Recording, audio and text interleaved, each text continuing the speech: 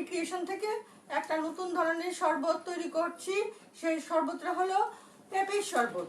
আমি আমার গাছে একটা ছোট্ট পেঁপে ধরেছিল, সেই পেঁপেটাকে আমি সুন্দর করে ছুলে নিয়েছি। তারপর ছোট ছোট করে কেটে নিয়ে তারপর আমি এটাকে মিক্সিতে দিয়ে দিচ্ছি।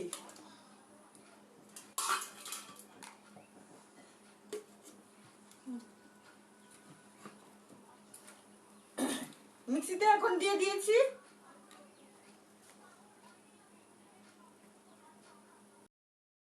এখন আমি মিক্সিতে পেঁপেটা পেস্ট করে এনেছি। এখন এটাতে কিছু ঠান্ডা জল দেব।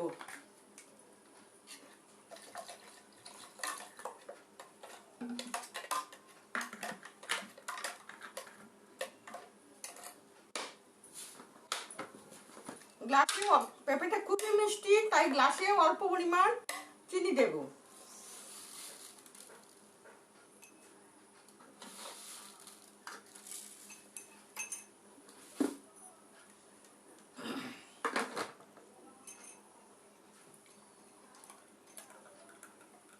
এখন পেঁপেটা ঢেলে দিচ্ছি।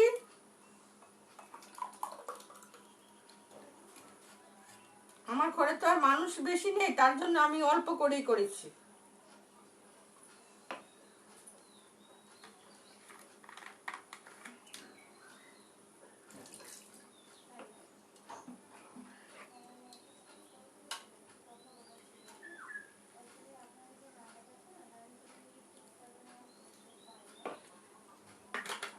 এখন আমি চিনিটা একটু টেনে নিচ্ছি।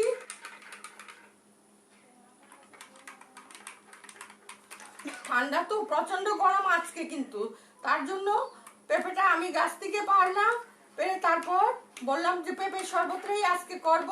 খুব সুস্বাদু, একদিন আমি ঘরে করেছিলাম, সবাই খেয়ে খুব ভালো পেয়েছে। তাতে আমি কিছু নারকেল কুড়ো দেব।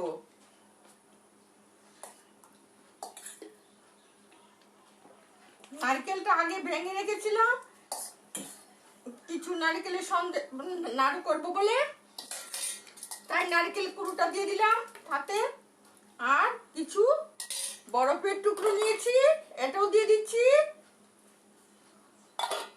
আর এটাতে আমি আমার গাছেরই একটা লেবু পাতা দিয়ে দিচ্ছি।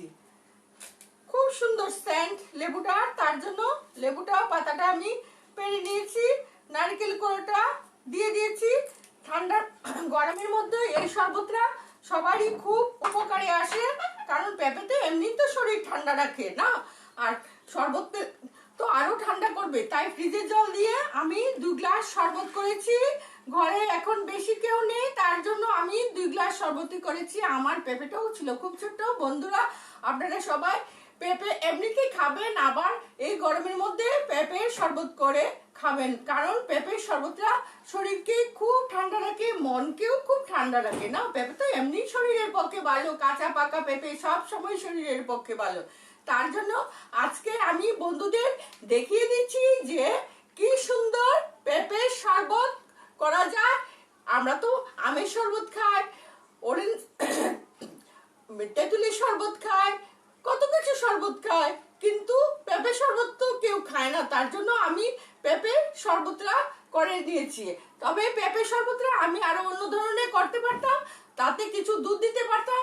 যেহেতু ভীষণ গরম, তার জন্য আজকে আমি কিছু দুধ দেই নাই, তবে একটু গুঁড়ো দুধ দিয়ে দেবো। যেন পেঁপে শরবতটা গুঁড়ো দুধ দিয়েছি, পেঁপে শরবতটা যেন ভালো লাগে। এই বলে আমি আজকে আমার এই ভিডিওটা শেষ করছি। আপনারা সবাই পেঁপের শরবতটা আমার কেমন হলো লাইক শেয়ার কমেন্ট করতে ভুলবেন না। নমস্কার।